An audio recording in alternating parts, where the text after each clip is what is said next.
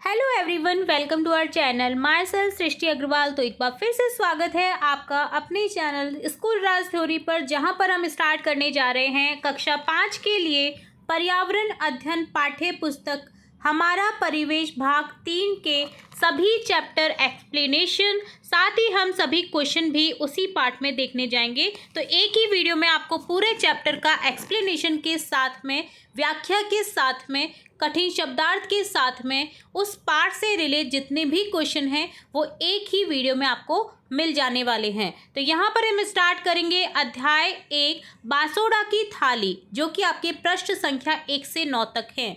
तो यहाँ पर हम देखेंगे इस चैप्टर को। सबसे पहले इस चैप्टर को समझेंगे कि यहाँ पर क्या बातचीत की गई है, किसके बारे में बताया गया है। देन इसके क्वेश्चन आंसर्स भी इसी पार्ट में सॉल्व करेंगे। तो जुड़े रहना है वीडियो के एंड तक, ताकि आपको पूरा जो चैप्टर है वो अच्छे से समझ आ सके। तो यहाँ पर बात करेंगे अध्याय 1 बासोड़ा की थाली। बासोड़ा आप समझते हैं शीतला अष्टमी या शीतला सप्तमी के रूप में मनाया जाता है, जिसमें ठंडा भोजन एक दिन पहले बनाया जाता है और अगले दिन उसे खाया जाता है माँ शीतला की पूजा करने के पश्चात। तो यहाँ पर उसी के पर्पज से बात की गई है, जो कि एक राजस्थान का फेमस उत्सव कहा जा सकता है, जिसमें खूब धूमधाम से इसे मनाया जाता है। तो कई इलाकों में तो ये काफ़ी अच्छे से मनाया जाता है, जहाँ पर नृत्य भी किए जाते हैं। तो देखिए यहाँ पर उसी के रिलेट बात हो रही है, हमारे व्यंजन और उत्सव। गर्मियों की एक शाम परी विद्यालय से घर आई। यहाँ पर एक परी है जो कि एक कैरेक्टर है इस कहानी की, जिसमें उसके थ्रू ये बताने की कोशिश की इस जो पूरे बासोड़ा है उसके उपलक्ष्य में। ठीक है, तो जो परी है वो अपने स्कूल से घर आती है। आज रसोई में जो बन रहा था उसकी अनोखी खुशबू उसके नाक में भर आई। तो खुशबू आ रही थी, जो पकवान बन रहे थे घर में। तो उसके माता पिता मिलकर चूल्हे पर कुछ विशेष व्यंजन बना रहे थे। तो उसके माता पिता जो हैं वो कुछ व्यंजन बना रहे थे, कुछ पकवान बना रहे थे। उसी समय परी का जो सहपाठी अर्जुन है खेलने के लिए उसके घर आ गया। तो उसके साथ जो पढ़ता है लड़का अर्जुन, वो उसके घर पर आता है उसके साथ खेलने के लिए। अंदर आते ही उसे खाने की खुशबू आई और वह बोला, परी आज तो लगता है बहुत सारे पकवान बन रहे हैं, क्या आज कोई खास दिन है? तो अर्जुन पूछता है परी से कि क्या कोई स्पेशल डे है जिसमें इतने सारे पकवान बने जा रहे हैं? तो परी की जो माँ है वो मुस्कुराई और बोली, कल शीतला सप्तमी है, जिसमें हम एक दिन पहले बना हुआ ठंडा भोजन खाते हैं, जिसे बासोड़ा कहते हैं। तो बासोड़ा किसे कहते हैं? एक दिन पहले बना हुआ ठंडा भोजन, जैसे बासोड़ा कहा जाता है, जो कि कब खाया जाता है? शीतला सप्तमी के दिन। अर्जुन ने पूछा कि बासोड़ा में क्या क्या पकवान बनाए जाते हैं, क्या क्या व्यंजन बनाए जाते हैं? तो पिताजी, जो परी के पिताजी हैं, उन्होंने बताया, बाजरे की रोटी, गुड़, दही, छाछ, बेसन की रोटी, मीठा चूरमा, कड़ी, कैर सांगरी, तरह तरह की सब्जियां और अचार। तो ये सभी चीज़ें वहाँ पर बन रही थी परी के घर में। तो उन्होंने ये बात कही कि यहाँ पर जो बासोड़ा के दिन ये सब चीज़ें हमारे यहाँ पर बनती हैं, और ये सभी चीज़ें पूरे जहाँ पर भी शीतला सप्तमी मनाई जाती है तो इन सब चीज़ों में से कुछ ना कुछ जरूर बनता है। तो ये ठंडा भोजन क्यों खाया जाता है? अर्जुन ने पूछा ऐसा परी के पिताजी से। तो जो माँ है उन्होंने समझाया कि अपने राज्य में बासोड़ा के लिए, जो राजस्थान राज्य है उसमें बासोड़ा के लिए कई प्रकार के व्यंजन और पकवान बनाए जाते हैं,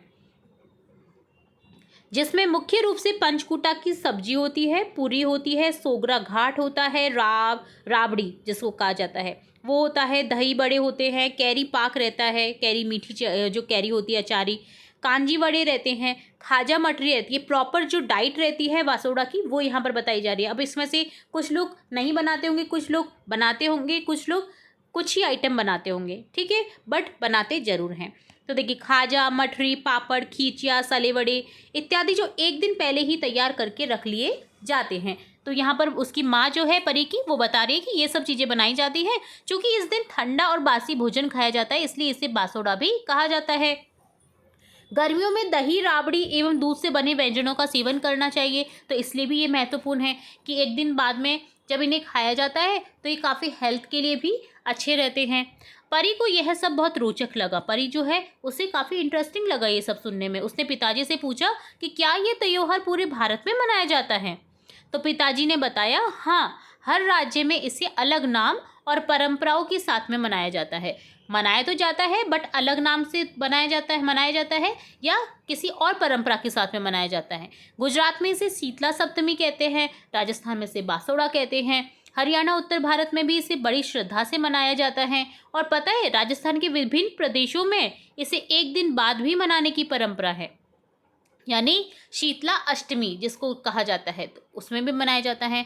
शीतला सप्तमी के दिन राजस्थान के विभिन्न स्थानों में मेले लगते हैं, जहां पर पुरुष समूह में चंग की थाप पर गीत गाते हुए मेले में नृत्य करते हैं। आप अगर मारवाड़ साइड से हैं तो आपने ये नृत्य जरूर से देखा होगा, क्योंकि मैंने खुद ने देखा है। सिरोही जिले के मैं जावाल गांव में रहती थी, वहां पर मैंने ये बहुत ही सुंदर नृत्य जो होता है इस मौके पर, जिसे गैर नृत्य बोला जाता है, बहुत ही शालीनता से किया जाता था। चबूतरे पर गांव का जो चबूतरा होता था और काफ़ी इंजॉयमेंट होता था उस दिन, पूरे दिन उस गांव में चहल पहल रहती थी उस कारण से। तो कई क्षेत्रों में शीतला अष्टमी पर बासोड़ा बनाते हैं, यहाँ पर बताया है पिताजी ने। ठीक है, तो अब यहाँ पर देखिए एक क्वेश्चन आया है कि आपके क्षेत्र में इस थाली को किस नाम से जाना जाता है, जो बासोड़ा की थाली होती है। तो बासोड़ा में जैसे इसे बासोड़ा ही कहते हैं। धौलपुर, जयपुर, श्रीगंगानगर, बीकानेर, अजमेर में क्या क्या कहा जाता है, तो वो आपको बताना है। तो यहाँ पर इस तरह से लिखेंगे, जैसे बांसवाड़ा में भी बासोड़ा कहा जाता है, धौलपुर में शीतला सप्तमी या बासोड़ा के नाम से जाना जाता है, जयपुर में शीतला अष्टमी या बासोड़ा के रूप में मनाया जाता है। जयपुर में शीतला अष्टमी मनाई जाती है, सप्तमी नहीं मनाई जाती। जो सप्तमी है वो मारवाड़ साइड में मनाई जाती है। श्रीगंगानगर में बासी भोजन का पर्व या शीतला अष्टमी कहा जाता है इसे। बीकानेर में शीतला अष्टमी या बासोड़ा कहा जाता है। अजमेर में शीतला अष्टमी या बासोड़ा कहा जाता है। ठीक है, तो इस तरह से आपको ये आंसर बताना था। अगला बात करेंगे, देखिए माँ, इसका स्वास्थ्य पर क्या प्रभाव पड़ता है, परी ने माँ से पूछा। जो परी है वो अपनी मम्मा से पूछ रही है कि इस पर जो इसे हम खाते हैं, जो ये बासी भोजन होता है, इसे जब हम खाते हैं तो इस पर इसका जो स्वास्थ्य है उस पर क्या प्रभाव पड़ता है। तो माँ ने प्यार से बताया कि परी, शीतला सप्तमी के समय गर्मियों की शुरुआत हो जाती है। अधिक तापमान और बैक्टीरिया की तेजी से बढ़ने के कारण खाना जल्दी खराब हो जाता है, इसलिए इस दिन के बाद हमें ताज़ा भोजन करना चाहिए। दही और दूध से बने व्यंजनों का सेवन करना चाहिए, जैसे राबड़ी, औलिया, ठंडाई आदि। गर्म पानी से नहीं नहाना चाहिए। तो इसी कारण से इस दिन का महत्व है। अर्जुन ने सोचकर कहा कि क्या सभी त्योहारों के पीछे कहानियां और परंपराएं होती हैं। तो ये वो पूछ रहा है कि क्या इनके पीछे कुछ कहानी है या परंपराएं हैं।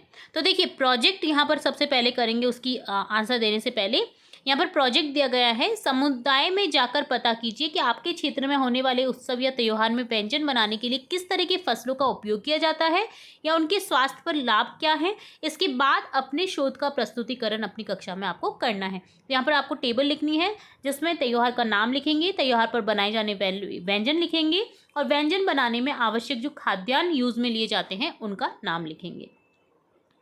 तो अर्जुन जो है, हम इसका आंसर देखेंगे अभी नेक्स्ट पार्ट में। तो नेक्स्ट पार्ट यानी नेक्स्ट पेज में। ठीक है, तो पहले इस पेज को कंप्लीट कर लेते हैं। अर्जुन जो है बासोड़ा थाली देखकर बोला कि मुझे तो गर्मियाँ पसंद है, अब मुझे भी जी भर के तरबूज और खरबूजा खाने को मिलेगा। परी भी सोचने लगी कि उसकी पसंदीदा खाने का मौसम कौन सा है। तो आइए हम पता लगाते हैं कि कौन से मौसम में क्या उगाया जाता है और क्या खाने को मिलता है। जैसे खरीफ, मानसून की फसल में मानसून के मौसम में कौन सी संभावित फसलें होती हैं। सर्दी यानी रबी की फसल में कौन सी संभावित फसलें होती है, रबी की जो मौसम होता है उसमें। और जायद यानी गर्मी में कौन कौन सी संभावित फसलें होती हैं। तो यहाँ पर दोनों ही हम गतिविधि एक और प्रोजेक्ट कार्य देखेंगे। सबसे पहले प्रोजेक्ट कार्य देखेंगे, जिसमें आपको त्योहार का नाम लिखना है, त्योहार पर बनाए जाने पहले व्यंजन और खाद्यान्न लिखना है। तो दिवाली जैसे लड्डू बनाए जाते हैं, शक्करपारे, पूड़ी बनाई जाती है, जो कि गेहूँ ऊर्जा का स्रोत होता है। फाइबर युक्त बेसन से बनाई जाता है, चना दाल। ठीक है, और घी का यूज़ किया जाता है, जो कि ऊर्जा और विटामिन ए का स्रोत होता है। होली, गुजिया बनाई जाती है, दही बल्ले बनाए जाते हैं, जो कि मैदा या गेहूं का यूज़ होता है। सूजी का यूज़ होता है। मूंग दाल दही बल्ले में यूज़ की जाती है, जो कि प्रोटीन और फाइबर से भरपूर होती है। ईद, सेवैयाँ, बिरयानी बनाई जाती है। तो गेहूँ चावल जो होते हैं ऊर्जा का मुख्य स्रोत होता है। सेवैयाँ ऊर्जा से युक्त होती है। मांस सब्जियाँ बिरयानी में जैसे यूज़ की जाती है, वो विटामिन और प्रोटीन और खनिज प्रदान करती हैं। ठीक है, जो लोग नॉन वेजिटेरियन हैं उनके लिए ये बात की गई है। ठीक है, जो वेजिटेरियन है वो सब्जियां खाएंगे बिरयानी में। पोंगल देखिए साउथ का एक फेस्टिवल है, जिसमें चावल और दाल का यूज़ किया जाता है। चावल कार्बोहाइड्रेट का स्रोत होता है, मूंग दाल प्रोटीन का अच्छा स्रोत है। काफ़ी टेस्टी लगता है पोंगल, क्योंकि मेरी जो नेबर है वो वहाँ से ही बिलोंग करती है। उन्होंने मुझे काफ़ी बार टेस्ट कराया है पोंगल को, तो मुझे काफ़ी स्पेशली पसंद आता है साउथ का ये जो पोंगल होता है। तो काफ़ी टेस्टी होता है और काफ़ी प्रोटीन से भरपूर होता है, क्योंकि इसमें चावल और दाल का यूज़ किया जाता है। छिलके वाली मूंग दाल होती है, बिना छिलके वाली मूंग दाल उसका यूज़ किया जाता है, ठीक है, और चावल का यूज़ किया जाता है। अगला देखिए आपको गतिविधि 1 दी गई है जिसमें क्वेश्चन है नीचे दिए गए मौसम में बोई जाने वाली फसलों के नाम लिखने हैं। जैसे खरीफ की जो मौसम है, मानसून का जो मौसम है उसमें धान, मक्का, ज्वार, बाजरा, कपास, मूंगफली, सोयाबीन, दालें जैसे मूंग, उड़द जो होती है ये उगाई जाती हैं। सर्दी रबी में गेहूँ, जौ, चना, मटर, सरसों, आलू उगाए जाते हैं। गर्मी जायद में देखिए तरबूज आपको देखने को मिलेगा गर्मियों में, तरबूजा, खरबूजा, ककड़ी, सब्जियां जैसे लौकी, तोरी, मूंग, उड़द ये सभी उगाए जाते हैं, ठीक है। तो दालें जो है मेनली वो करीब करीब हर मौसम में ही उगाई जा सकती हैं मेनली, बट कई जगह सिर्फ मानसून में उगाई जाती है, कई जगह गर्मी में उगाई जाती है, ठीक है। तो ये हो गया आपका गतिविधि 1। अब अगले पेज में देखिए यहाँ पर लिखिए कौन सी खाद्य सामग्री नीचे दिए गए मौसम में मिलती है। जैसे मानसून की जो मानसून का मौसम है, फसलों से बनने वाली खाद्य सामग्री आपको लिखनी है। जो सर्दी मौसम में जो उगाई जाने वाली जो सब्जियां या कुछ भी अन्न है उनसे बनने वाली खाद्य सामग्री यहाँ पर लिखनी है। गर्मी के मौसम में जो खाद्य सामग्री उगती है उससे क्या खाद्य सामग्री बन रही है, फसलों से बनने वाली आपको खाद्य सामग्री यहाँ पर लिखनी है। तो ये वाला पे हम टास्क देखेंगे। सबसे पहले हम इस पेज को रीड आउट कर लेते हैं। तो देखिए माँ ने बताया कि ऋतु मानसून में उगाई जाने वाली फसलें खरीफ की फसलें कहलाती है। जो परी है वो सोच रही कि मेरा फेवरेट मौसम कौन सा है, तो माँ उसे बताती है कि जो ऋतुएं होती है मानसून में उगाई जाने वाली फसलें होती हैं वहाँ वो कहलाती हैं खरीफ की फसल, ठीक है। खरीफ की फसलें जून जुलाई में बोई जाती हैं और शरद ऋतु सर्दियों में काटी जाती है। जैसे उदाहरण के तौर पर बाजरा, मूंगफली, मूंग। सर्दियों के मौसम में उगाई जाने वाली फसलें रबी की फसल कहलाती हैं, ठीक है। ये ध्यान रखिएगा, मानसून में उगाई जाने वाली फसलें खरीफ की फसल होती हैं जिनकी कटाई होती है सर्दियों में, और शरद ऋतु में उगाई जाने वाली फसलें होती है रबी की फसल जिन्हें अक्टूबर से दिसंबर के बीच में बो दिया जाता है और मार्च अप्रैल में काट दिया जाता है। उदाहरण के तौर पर गेहूं, चना, जौ, जिनके भी घर में गेहूं जौ होते हैं, गेहूं चावल होते हैं, वो ये सब चीज़ें जानते होंगे, ठीक है। रबी और खरीफ के बीच के गर्मी के ऋतु में जो उगाई जाने वाली फसलें होती हैं, जो सर्दी गर्मी के बीच की ऋतु होती हैं, तो गर्मी की ऋतु में उगाई जाने वाली खरीफ और रबी की फसल के बीच में जो गैप रहता है, गर्मी की ऋतु में उगाई जाने वाली फसलें होती है जायद की फसलें, ठीक है। गर्मी में देखिए यहाँ पर ध्यान दीजिएगा, मानसून में उगाई जाने वाली फसलें अलग होती हैं, वो है बाजरा, मूंगफली, मूंग। सर्दियों के मौसम में उगाई जाने वाली फसलें अलग होती है, गेहूँ, चना, जौ। और जो आपका जायद की फसलें अलग होती है जो कि गर्मी की ऋतु में उगाई जाती हैं। मार्च से जून के बीच में इन्हें बोया जाता है, इसलिए इन्हें गर्मी की फसलें कहा जाता है। गर्मी ऋतु में बोई जाने वाली फसलें जायद की फसलें बोला जाता है। उदाहरण के तौर पर ककड़ी, तरबूज, खरबूजा आदि, ठीक है।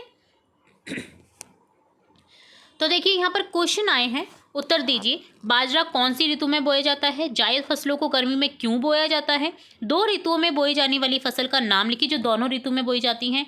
और अपने आसपास पूछकर ये भी बताइए कि अधिक पानी में उगने वाली फसल कौन सी है, जैसे चावल। कम पानी में उगने वाली फसल कौन सी है? आपके क्षेत्र में कौन सी फसल सबसे ज़्यादा उगती है और क्यों?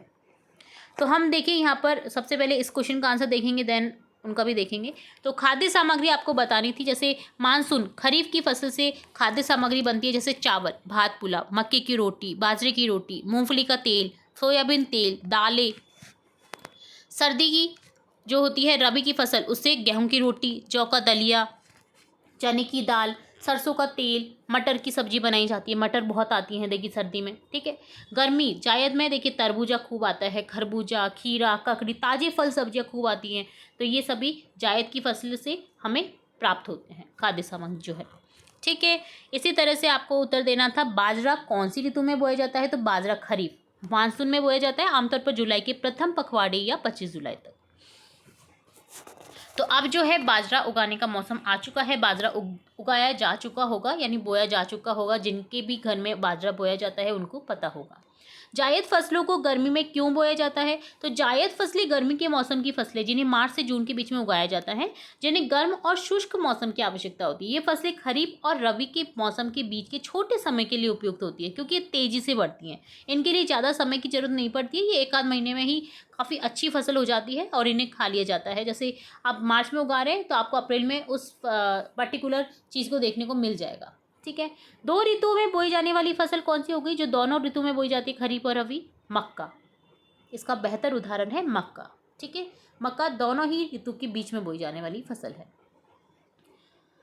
तो मक्का अभी भी मिल रही है हमारे महाराष्ट्र में, तो बहुत मिलती है, क्योंकि मैं महाराष्ट्र में रहती हूँ तो मैं आपको बता रही हूँ। ठीक है, अपने आसपास पूछकर ये भी पता लगाइए कि अधिक पानी में उगने वाली फसलें कौन सी है। आप कई बार साउथ की तरफ गए हों या नॉर्थ ईस्ट की तरफ गए हो, ईस्ट की तरफ गए हों, तो वहाँ पर देखिए पानी की फसल उगाई जाती हैं, जहाँ पर क्योंकि रेगुलर बारिश होती रहती है, तो वहाँ पर ज़्यादातर सीढ़ी नुमा खेत बनाए जाते हैं जिनमें भरपूर पानी की मात्रा रहती है। जैसे कि चावल हुआ, आपके चाय के बागान हुए, उनको पानी की काफ़ी ज़रूरत पड़ती है। तो पानी में उगने वाली एकमात्र प्रमुख फसल जो होगी वो यहाँ पर लिख देंगे हम, चावल।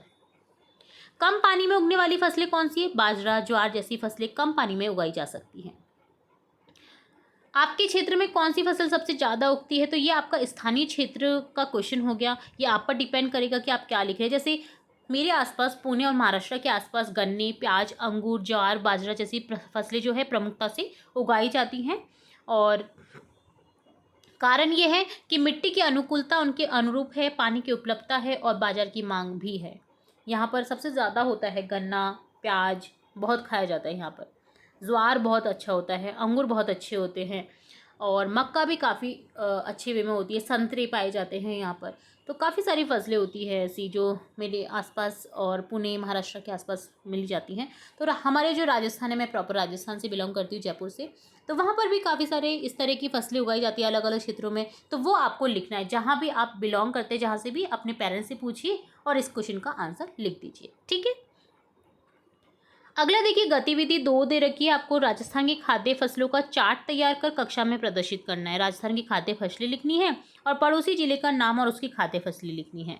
तो यह वाला जो क्वेश्चन है हम करेंगे आगे पेज में, पहले इसे पढ़ लेते हैं जो कि बातचीत हो रही है। देखिए यहाँ पर, स्कूल में परी और अर्जुन ने शिक्षक को बासोड़ा थाली के बारे में बताया। तो अर्जुन और परी अब स्कूल जाते हैं अगले दिन और अपने टीचर से बासोड़ा की थाली के बारे में बात करते हैं। तो जो टीचर है उन्होंने बासोड़ा के हर व्यंजन का स्वास्थ्य से गहरा संबंध बताया। ठीक है, जो बासोड़ा के दिन बनती हैं चीज़ें उनका स्वास्थ्य से गहरा संबंध बताया। जैसे बाजरा, तो बाजरा fibre, protein, iron, magnesium, vitamin से भरपूर होता है, शरीर को ऊर्जा देता है, काफ़ी फायदेमंद रहता है। दही, छाछ, इसमें कैल्शियम, विटामिन, प्रोटीन, फास्फोरस जैसे पोषक तत्व पाए जाते हैं जो शरीर और पाचन क्रिया में सहायक होते हैं।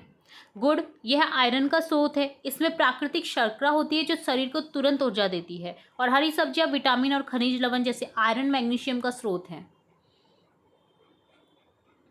तो खाना, यहाँ पर उन्होंने, जो टीचर हैं उन्होंने इनकी वैल्यू बताई कि इन चीज़ों से हमें क्या क्या प्राप्त होता है। तो खाना हमारे समाज में मेल जोल बढ़ाने, उत्सव मनाने, खुशियाँ दुख बांटने जैसे कई सारी बातों से जुड़ा हुआ होता है।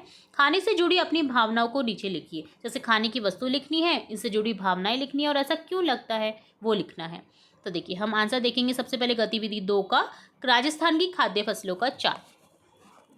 तो ये चार्ट राजस्थान की प्रमुख खाद्य फसलों और उनके पड़ोसी जिले में उगाई जाने वाली खाद्य फसलों को दर्शा रहा है। तो देखिए बाजरा, जैसे ये राजस्थान की प्रमुख खरीफ फसल है, विशेष रूप से पश्चिमी राजस्थान में उगाया जाता है। गेहूं, यह राजस्थान की एक महत्वपूर्ण रबी फसल है जो राज्य के कई हिस्सों में उगाई जाती है।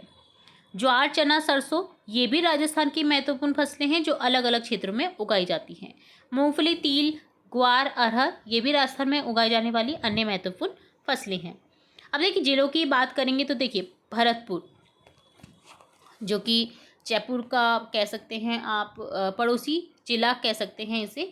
तो देखिए यहाँ पर देखिए खरीफ में बाजरा, ज्वार, अरहर बहुत उगाई जाती है भरतपुर में। ग्वार, तिल, मूंगफली उगाई जाती है। रबी में गेहूं, जो चना, सरसों प्रमुखता से बोई जाती हैं।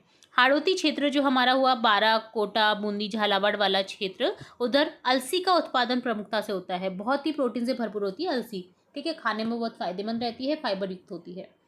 तो ये हाड़ौती क्षेत्र में उगाया जाता है मुख्य रूप से। तो इसी तरह आप बात करेंगे अन्य अन्य क्षेत्रों में, जैसे मालवा क्षेत्र में क्या उगाया जाता है आपको पता ही होगा। तो आपको अपने जो क्षेत्र है उसके बारे में यहाँ पर लिखना था। आस पड़ोसी जो आपके जिले हैं उसके बारे में लिखना था। ठीक है, पड़ोसी राज्य की बात करें, जैसे कि ये इंपॉर्टेंट नहीं है तो, बट फिर भी अगर आया है तो हम देख लेते हैं कि ये राज्य भी भारत के कुल गेहूं उत्पादन का लगभग 70% हिस्सा उत्पादित करते हैं। पंजाब, हरियाणा, उत्तर प्रदेश, मध्य प्रदेश, बिहार।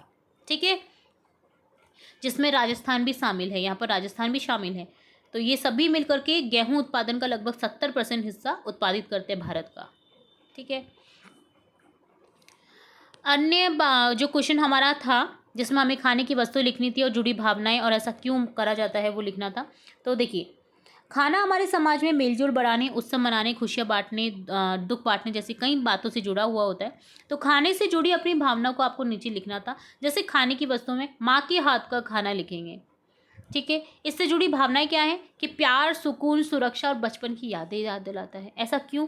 माँ का खाना सिर्फ भोजन नहीं बल्कि उनके प्यार और दुलार का प्रतीक होता है, जो बचपन की यादें ताज़ा करता है और मन को सुकून देता है। इसी तरह से त्योहार पर बनने वाले पकवान जैसे दिवाली पर मिठाई, तो इससे जुड़ी भावनाएं क्या है कि खुशी होती है, उत्साह होता है, एकजुटता होती है, परंपरा होती है हमारी। ठीक है, जिन्हें फॉलो किया जाता है। तो त्योहारों पर विशेष पकवान बनाना और खाना परिवार और दोस्तों को एक साथ लाता है, जो खुशी और उत्सव का माहौल बनाता है, हमारी सांस्कृतिक परंपराओं को दर्शाता है। जैसे और बात करें जैसे मैगी, दाल चावल, तो देखिए मैगी आराम से अगर हमें कुछ चाहिए फटाफट से तुरंत से बन जाए तो हम मैगी खाना प्रेफर करते हैं। संतुष्टि मिलती है हमें उससे, तनाव मुक्ति मिलती है दाल चावल से। दाल चावल खाना भी प्रेफर करते हैं। जब हम टेंशन में होते हैं तो दाल चावल खाइए, आपका जो टेंशन है वो छूमंतर हो जाएगा। तो इससे ये भावना जुड़ी हुई है। अब ऐसा क्यों होता है? क्योंकि ये भोजन अक्सर हमारी बचपन की यादों से जुड़े होते हैं या बनाने में आसान होते हैं, जो हमें आराम और संतुष्टि का अनुभव कराते हैं और तनाव कम करने में मदद करते हैं। फटाफट से 2 कुकर में आपने दाल चावल चढ़ा लिया, बन करके तैयार। फटाफट से कढ़ाई में मैगी चढ़ाती और बन करके तैयार। तो इसमें तनाव भी कम हुआ, टाइम भी कम लगा और आप खुश भी हो गए।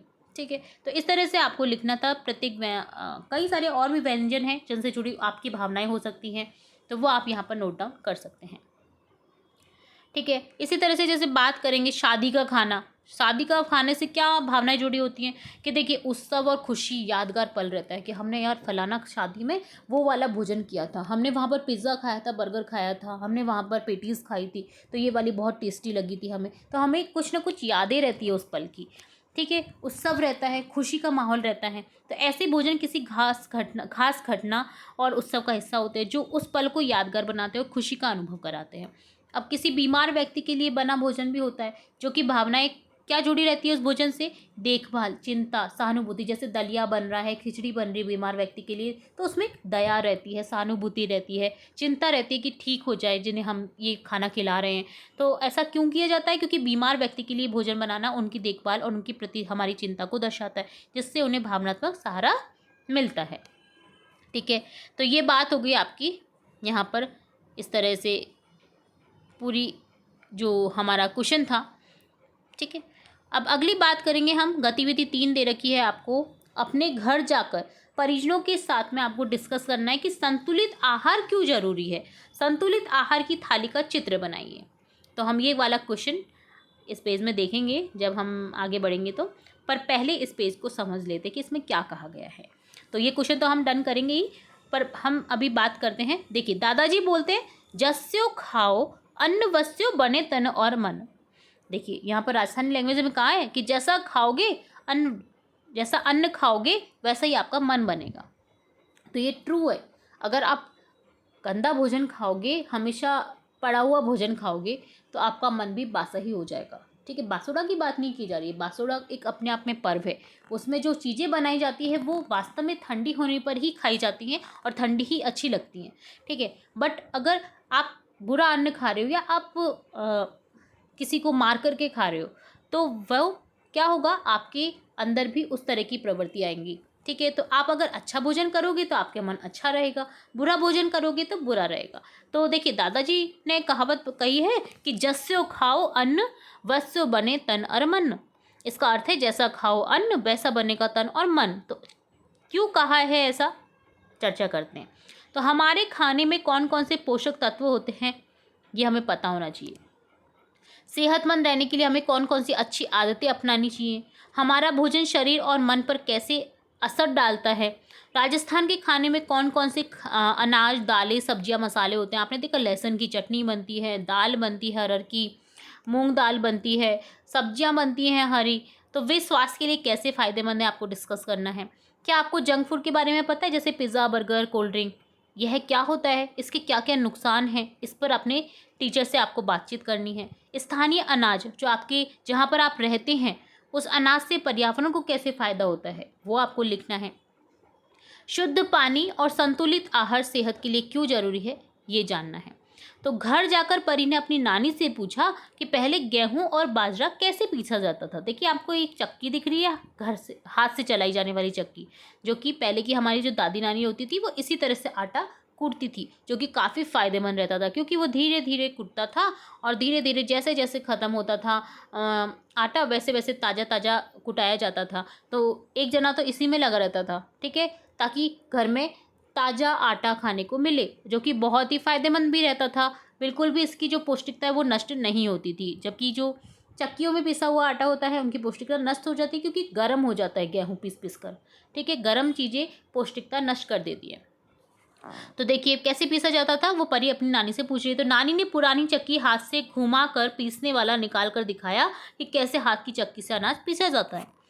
शीतला सप्तमी के अगले दिन परी और अर्जुन ने अपने छोटे भाई बहनों को दही और गुड़ खिलाया और त्योहार मनाते हुए इसका महत्व बताया कि त्योहार हमारी संस्कृति और रिश्तों को मजबूत करने का एक जरिया है। ठीक है, तो आगे बढ़ने से पहले हम देखेंगे यहाँ पर क्वेश्चन आया था गतिविधि 3 में कि संतुलित आहार क्यों जरूरी है और संतुलित आहार की थाली का चित्र बनाइए। तो संतुलित आहार क्यों जरूरी है, क्योंकि संतुलित आहार हमारे शरीर और मन के स्वस्थ जीवन के लिए, स्वस्थ विकास के लिए अत्यंत आवश्यक है। यह हमें पर्याप्त ऊर्जा प्रदान करता है जिससे हम अपनी दैनिक गतिविधियों को कुशलता से कर पाते हैं। संतुलित आहार बीमारियों से लड़ने की शक्ति बढ़ाता है और शरीर को अंदर से मजबूत बनाता है। जैसा कि दादाजी कहते हैं, जस्से खाओ अन्न वस्यो बने तन और मन, जिसका अर्थ होता है जैसा खाओगे अन्न वैसा बनेगा तन और मन। यह दर्शाता है कि हमारे शारीरिक और मानसिक स्वास्थ्य का सीधा संबंध हमारे भोजन से है। अब संतुलित आहार की थाली का चित्र का आपको वर्णन करना है। तो देखिए यहाँ पर आप शामिल कर सकते हैं अनाज जैसे रोटी, चावल, दलिया, दालें और प्रोटीन युक्त खाद्य पदार्थ यूज़ कर सकते हैं। फल सब्जियों का यूज़ कर सकते हैं। दूध और दूध से बने उत्पाद दिखा सकते हैं। स्वस्थ वसा जैसे थोड़ी मात्रा में घी, तेल, नट्स जो होते हैं वो यूज़ कर सकते हैं। तो चित्र बनाने के लिए आप थाली का चित्र बना सकते हैं जिसमें ऊपर बताए गए खाद्य पदार्थों को दर्शा सकते हैं। तो देखिए थाली में आपको बताती हूँ कि इस तरह से आपको वेजिटेबल्स और प्रोटीन, ग्रेन्स इस तरह से आपको लिखना है, जिनकी मात्रा इस तरह से हमारी बॉडी को चाहिए। तो उसी तरह से मैंने आपको चित्र बताया है।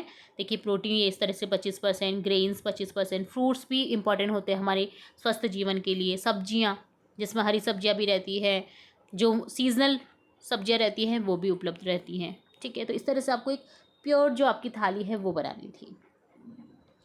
जो वेजिटेरियन है वो वेस्ट चीज़ें भी यहाँ पर लिख सकते हैं प्रोटीन में, ठीक है, दालों का यूज़ कर सकते हैं, दालों का चित्र बना सकते हैं, या फिर कुछ और प्रोटीन जैसे पनीर का यूज़ कर सकते हैं, टोफू जो होता है उसका यूज़ कर सकते हैं, है ना, चीज़, दूध, मिल्क बॉटल यहाँ पर दिखा सकते हैं। और जो नॉन वेजिटेरियन है वो इस तरह से भी दिखा सकते हैं। ठीक है, तो ये हो गया आपका थाली का चित्र। ठीक है, संतुलित आहार थाली का चित्र हो गया ये डन। अब देखिए यहाँ पर संतुलित भोजन का आपको यहाँ पर भी दे रखा है, वैसे तो चित्र थाली नहीं है बट यहाँ पर किस किस मात्रा में क्या क्या लेना होता है वो आपको यहाँ पर दिखा रखा है। विटामिन, खनिज, लवण जिसमें गाजर, पालक, टमाटर, आंवला, अमरूद, संतरा, सेब आदि आ गए। कार्बोहाइड्रेट में गेहूँ, चावल, बाजरा, मक्का आ गया। प्रोटीन में आ गया दालें आपकी सारी, सोयाबीन, उड़द, ठीक है, और वसा में आ गया दूध, घी, सरसों, मूंगफली आदि के तेल। अब इम्पॉर्टेंट एक और तथ्य यहाँ पर दे रखा है संतुलित आहार, जैसे कि हमने पहले पढ़ा है। संतुलित आहार क्या होता है हमने देखा है। स्वास्थ्यवर्धक खाद्य पदार्थों का चयन करना, सही अनुपात में पोषक तत्व आपके आहार को गुणकारी और संतुलित बनाते हैं। संतुलित आहार भोजन में कार्बोहाइड्रेट, प्रोटीन, वसा, विटामिन, खनिज, लवण और रेशे, फाइबर उचित मात्रा में उपलब्ध कराते हैं, तो उन्हें बोला जाता है संतुलित भोजन या आहार। तो ये था कंप्लीट चैप्टर का एक्सप्लेनेशन। होप सो आपको अच्छे से समझ आया होगा और अब आप जब अभ्यास कार्य करेंगे तो आपको अच्छे से क्वेश्चन सॉल्व हो जाएंगे। ठीक है, तो चलिए फटाफट से स्टार्ट करते हैं इस चैप्टर का अभ्यास कार्य। फर्स्ट क्वेश्चन है, इनमें से खरीफ की फसल कौन सी है? चना, सरसों, मूंगफली, गेहूँ। तो आंसर देखेंगे हम। आंसर है स, मूंगफली। गैर नृत्य में कौन सा वाद्य यंत्र का यूज किया जाता है? चंग का। ठीक है, जो चैप्टर के शुरू में ही दिया गया, ऑप्शन द करेक्ट हो जाएगा। रिक्त स्थान भरना है। शीतला सप्तमी पर कैसा भोजन खाया जाता है? बासी या ठंडा। राजस्थान की प्रमुख जायद फसल ककड़ी या तरबूज। दही और छाछ पाचन के लिए अच्छे होते हैं। होली त्योहार पर राजस्थान में गैर नृत्य किया जाता है। बाजरे की रोटी के साथ दही खा सकते हैं। लहसुन की चटनी खाना पसंद किया जाता है। ठीक है। सत्य असत्य बताना है। शीतला सप्तमी का संबंध गर्मियों से होता है। जी हाँ, सत्य है। शीतला सप्तमी केवल राजस्थान में मनाई जाती है। जी नहीं, असत्य है, क्योंकि शीतला सप्तमी बहुत जगह मनाई जाती है अलग अलग नामों से। गैर नृत्य केवल महिलाएं करती है। जी नहीं, पुरुष करते हैं, तो ये भी असत्य है। संतुलित भोजन स्वास्थ्य के लिए लाभदायक है। सत्य है। मिलान करना है आपको स्तंभ ए को स्तंभ बी से। बाजरा खरीफ की फसल है। दही पाचन के लिए अच्छा होता है। गैर नृत्य चंग की थाप पर नृत्य किया जाता है। बासोड़ा ठंडा भोजन को कहा जाता है। अगला पार्ट है 3 से 4 वाक्यों में आपको आंसर देने हैं। तो यहाँ पर देखिए आपके टोटल 9 क्वेश्चन है, तो पूरे 9 क्वेश्चन के हम आंसर देखेंगे। तो फर्स्ट क्वेश्चन देखेंगे, बासोड़ा थाली में शामिल कुछ प्रमुख व्यंजनों के नाम लिखिए। बासोड़ा थाली में शीतला सप्तमी के अवसर पर एक दिन पहले बनाया गया ठंडा भोजन शामिल होता है। इसमें पूड़ी, पकौड़ी, कढ़ी, दाल, चावल, हलवा, दही बड़े, राबड़ी और विभिन्न प्रकार की ठंडी सब्जियां जैसे आलू की सब्जी, गट्टे की सब्जी आदि प्रमुख व्यंजन होते हैं। मक्का और बाजरा किस फसल की श्रेणी में आते हैं? इसे उगाने के लिए किस प्रकार की जलवायु उपयुक्त होती है? मक्का और बाजरा खरीफ फसल की श्रेणी में आते हैं। इन्हें उगाने के लिए गर्म और आर्द्र जलवायु की आवश्यकता होती है। मक्का को अच्छी जल निकासी वाली दोमट मिट्टी और बाजरा को रेतीली या बलुई मिट्टी उपयुक्त होती है। इसी कारण बाजरा जो है पश्चिमी राजस्थान में अधिक उगाया जाता है।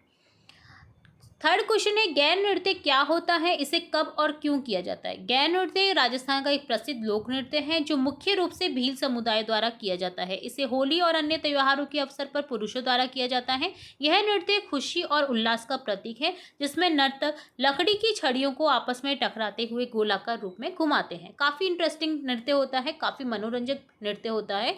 इसे मैंने तो देखा है, अगर आप मारवाड़ साइड में रहे होंगे तो आपने भी डेफिनेटली देखा होगा। फोर्थ क्वेश्चन है, राजस्थान में उगाई जाने वाली रबी, खरीफ, जायद फसलों के नाम लिखिए। तो राजस्थान में उगाई जाने वाली रबी फसलों में गेहूं, जौ, चना, सरसों, अलसी शामिल है। खरीफ फसलों में बाजरा, मक्का, ज्वार, मूंग, मोठ, कपास प्रमुख हैं। जायद फसलों में तरबूज, खरबूजा, ककड़ी और सब्जियां शामिल हैं। फिफ्थ क्वेश्चन है, रबी, खरीफ और जायद फसलों की सूची बनाइए। तो रबी की फसलों में आ जाएगा गेहूं, जौ, चना, सरसों, अलसी, मटर। खरीफ की फसलों में आ जाएगा बाजरा, मक्का, ज्वार, मूंग, मोठ, कपास, धान, सोयाबीन। जायद फसलों में आ जाएगा तरबूज, खरबूजा, लकड़ी नहीं बोलती, ककड़ी, लौकी और भिंडी। ठीक है।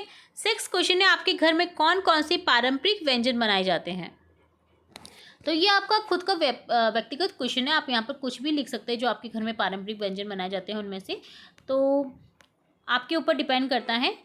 तो जैसे हमारे घर में दाल बाटी चूरमा, बेसन गट्टे की सब्जी, कैर सांगरी की सब्जी, बाजरे की रोटी, विभिन्न प्रकार के लड्डू जैसे पारंपरिक व्यंजन बनाए जाते हैं। त्योहार पर विशेष रूप से पूड़ी, हलवा और पकवान भी बनते हैं।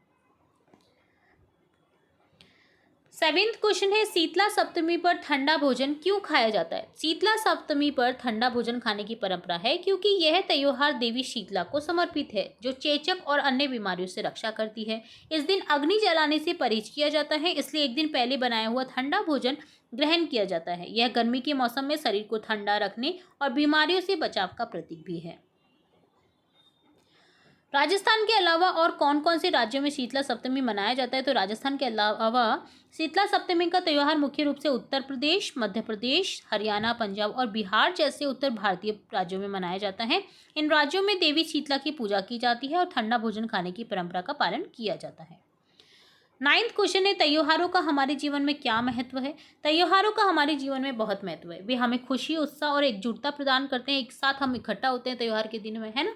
त्योहार हमें अपनी संस्कृति परंपराओं से जोड़े रखते हैं, सामाजिक मेलजोल का बढ़ावा देते हैं, नए उत्साह के साथ जीवन जीने की प्रेरणा देते हैं। वे हमें दैनिक जीवन की नीरसता से मुक्ति दिलाते हैं और रिश्तों को मजबूत बनाते हैं। तो ये आपके 9th क्वेश्चन होते हैं डन। अगला पार्ट है परियोजना आधारित गतिविधियां, जिसमें आपके देखिए इस तरह से क्वेश्चन दिए गए हैं परियोजना के अकॉर्डिंग कि आप अपने क्षेत्र में मनाए जाने वाले त्योहार और कौन कौन से व्यंजन बनाए जाते हैं जानकारी एकत्रित कीजिए। तो देखिए सभी के आप आंसर देखेंगे इस तरह से। तो काफ़ी 9th क्वेश्चन है, ठीक है। तो एंड तक बने रहना आपको ताकि आप अच्छे से समझ पाएँ सभी क्वेश्चन को। आप अपने क्षेत्र में मनाए जाने वाले त्योहारों और इनमें से कौन कौन से व्यंजन बनाए जाते हैं तो आपको जानकारी एकत्र करनी थी।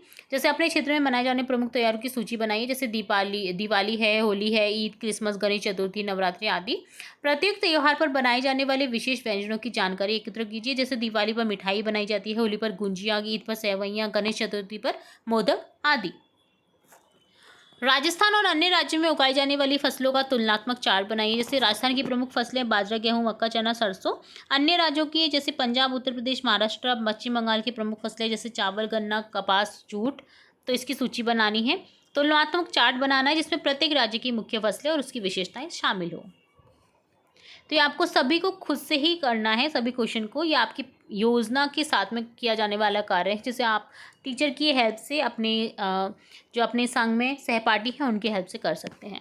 अपनी पसंदीदा व्यंजन की से होने वाले स्वास्थ्य लाभों पर चर्चा कीजिए। जो आपका फेवरेट फूड होगा उसके बारे में आप स्वास्थ्य चर्चा करनी है। जैसे दाल चावल है, रोटी सब्जी है, फल सलाद। इन व्यंजन में मौजूद पोषक तत्व जैसे प्रोटीन, कार्बोहाइड्रेट, विटामिन, खनिज, उनसे मिलने वाले स्वास्थ्य लाभों पर आप चर्चा कर सकते हैं। संतुलित आहार हमारे शरीर के लिए क्यों आवश्यक है? तो संतुलित आहार शरीर को आवश्यक पोषक तत्व प्रदान करते हैं, जिससे शारीरिक और मानसिक स्वास्थ्य बना रहता है। यह रोगों से लड़ने की शक्ति बढ़ाता है और ऊर्जा प्रदान करता है। अपनी संतुलित आहार थाली का चित्र बनाइए। उस थाली में पोषक तत्वों के आधार पर व्यंजनों को नाम लिखिए। एक थाली का चित्र बनाना है जिसमें अनाज, दालें, सब्जियां, फल, डेयरी उत्पाद शामिल हो। जैसे हमने पहले देखा है थाली का चित्र, उसी तरह से प्रत्येक भाग के नीचे उसमें मौजूद पोषक तत्व जैसे प्रोटीन कितने % है, कार्बोहाइड्रेट, विटामिन के आधार पर व्यंजनों के आपको नाम लिखने हैं। नेक्स्ट क्वेश्चन 6 है खोज कार्य। अपने दादा दादी या माता पिता से आपको पूछना है कि उनके समय में त्योहार कैसे मनाए जाते थे, क्योंकि उनके समय में त्योहार और भी हर्षोल्लास इतने मनाए जाते थे। सब लोग इकट्ठा होते थे, गले मिलते थे, आपस में एक दूसरे से घर मिलने जाते थे। तो अपने दादा दादी या माता पिता से आपको पूछना है कि वो कैसे मनाते थे इन त्योहारों को। ठीक है, उनके रीति रिवाज को जाने और कौन से पकवान बनाए जाते थे, व्यंजन बनाए जाते थे जो आज से कितने अलग हुआ करते थे। घर में उपयोग होने वाली कोई भी 2 मशीनों का अवलोकन करना है, चित्र बनाकर कार्यविधि लिखनी है। जैसे वॉशिंग मशीन, मिक्सर, रेफ्रिजरेटर का चुनाव करें और उनका चित्र बनाएं और उनकी कार्यविधि को सरल शब्दों में समझाएं कि वो कैसे काम करते हैं। मेले के दौरान आपको अपने कौन से कर्तव्यों का पालन करना चाहिए लिखिए। मेले में स्वच्छता बनाए रखना, नियमों का पालन करना, दूसरों का सम्मान करना और सुरक्षा का ध्यान रखना जैसे कर्तव्यों को यहाँ पर आपको लिखना है। 9th क्वेश्चन है आपके गांव शहर में मनाने वाले किसी एक उत्सव के पीछे की मान्यता आधारित कहानी लिखिए। आपके जो गांव है या शहर है उसमें कोई तो उत्सव मनाया जाता होगा, तो उसके पीछे की मान्यता क्या है वो आपको लिखनी है। जैसे गोगा जी का मेला कई जगह मनाया जाता है, कई जगह नहीं मनाया जाता, तो आपको वो लिखना है कि क्यों मनाया जाता है, उसके पीछे की मान्यता क्या है। रामदेवरा मेला लगता है तो उसके पीछे क्या मान्यता है। कई जगह अलग अलग मेले लगते हैं तो उनके बारे में आपको अपने क्षेत्र के अकॉर्डिंग बताना है। ठीक है, जैसे महाराष्ट्र में गणेश चतुर्थी मनाई जाती है कई क्षेत्रों में, तो वो क्यों मनाई जाती है। ठीक है, नवरात्रि मनाई जाती है गुजरात में, कई क्षेत्रों में, मारवाड़ साइड में भी, तो वो क्यों मनाई जाती है। होली क्यों खेली जाती है, तो उस उत्सव से जुड़ी पौराणिक या लोक कथा लिखनी है जो उनकी मान्यता का आधार हो।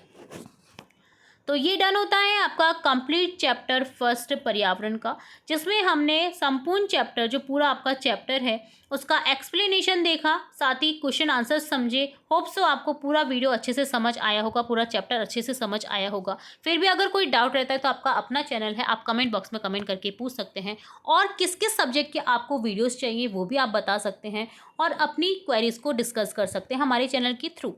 ठीक है, आपका अपना चैनल समझिए, आप बेहिचक कमेंट कर सकते हैं, पर कमेंट जरूर से करिएगा।